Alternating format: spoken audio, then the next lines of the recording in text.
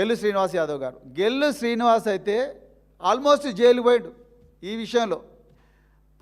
మా అప్పుడు బెడ్లు 8,500 రూపాయలకు ఒక బెడ్ కొనేవాళ్ళం, డబుల్ బెడ్, బంకర్ బెడ్లు. అదేవిధంగా డ్యూయల్ డెస్క్లు 8,000 నుంచి 9,000 దాకా కొనేవాళ్ళం.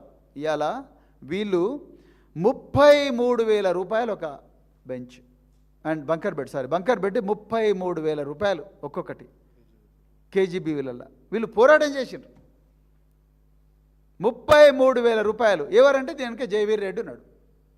ఎవడా జయవీర్ రెడ్డి నాకైతే తెలియదు. రేపు వీళ్ళందరి కోసం ఒక స్పెషల్ బ్యారక్, అద్భుతమైన బ్యారక్ ఒకటి నిర్మిస్తాం. అండా సెల్, ఒక్కొక్కరికి అండా సెల్ పెట్టి మీ అందరికి కూడా రాజ్యాంగబద్ధంగా మీరు అండా సెల్లో మంచిగా పనిచేయబోతున్నారు బిడ్డ, రెడీగా ఉండండి. సో ఇంకా అదేవిధంగా TSMDC అంటే Telangana state medical infrastructure development corporation. దానికి రోగులకు, ఆసుపత్రి రోగులకు కావాల్సిన మంచాలు కూడా తెలంగాణ నుంచి తీసుకోవడం లేదు.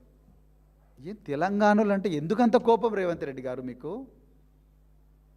ఆంధ్ర మీరు ఎంత చంద్రబాబు నాయుడు శిష్యుడు అయితే మాత్రం, ఎంత చంద్రబాబు నాయుడు ఏజెంట్ అయితే మాత్రం తెలంగాణలో అంటే ఏందా అంత కోపము? జై తెలంగాణరు మీరు. తెలంగాణ మీ అయ్యే జాగిరా అంటోకేమో మీరు హరిహర వీరమల్లు సినిమాకేమో స్పెషల్ జీవోలు ఇస్తారు. తెలంగాణ బిడ్డలు కష్టమో నష్టమో చేసి వాళ్ళు ఇండస్ట్రియల్ పార్కులలో వాళ్ళు వస్తువులు ప్రొడ్యూస్ చేసి మాకు మార్కెట్ చూపేయండి అంటే మీరు తీసుకుపోయి మఫత్లాల్ గారికి ఎట్లా ఇస్తారండి? నాకు అర్థంగా ఎవడి మఫత్లాల్, అసలు ఎవడి చింతామణి పార్శ్వనాథ్, ఎక్కడ పోయిన తెలంగాణ బిడ్డలు ఎవరు లేరా? ఇంత ఘోరం, ఇంత అన్యాయం ఏం చేసిన మీరు? మహబూబ్నగర్లో ఏమన్నారు? ఓ ఇది మాదిగోళ్ళ జిల్లా అన్నారు. మరి మాదిగ సమాజం నుంచే కదా వచ్చిండు, మరి ఎందుకు ఆ మాదిగోళ్ళకి ఇస్తలేరు మీరు?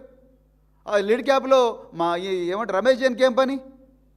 ఇప్పుడు మళ్ళీ మీరు వచ్చి హరీష్ రావు గారిని విమర్శిస్తారు, కేసీఆర్ గారిని విమర్శిస్తారు. మీ మొహాలకు అసలు ఇది మీకు ఏం చదువు, అంకెకు సంఖ్యకు తేడా తెలియని వాళ్ళు మీరు వచ్చి ఏం విమర్శిస్తారు? అందుకొరకు దీని మీద పూర్తి స్థాయి విచారణ జరగాలి. ఈ కుంభకోణం అనేది చాలా మామూలు కుంభకోణం కాదు, పిల్లల జీవితాలను నాశనం చేసే కుంభకోణం. నిన్ననే ప్రెస్ మీట్ పెట్టుకున్నాం. మైనర్ బాలికల పరిస్థితి అత్యంత దయనీయంగా ఉన్నది, అత్యంత ఘోరంగా ఉన్నది.